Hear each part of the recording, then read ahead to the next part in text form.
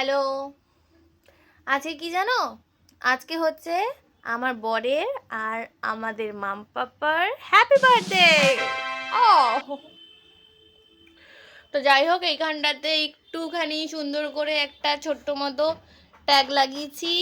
And এখানে একটা ছোট্ট উপহার যেটাকে র্যাপ করে রাখা হয়েছে।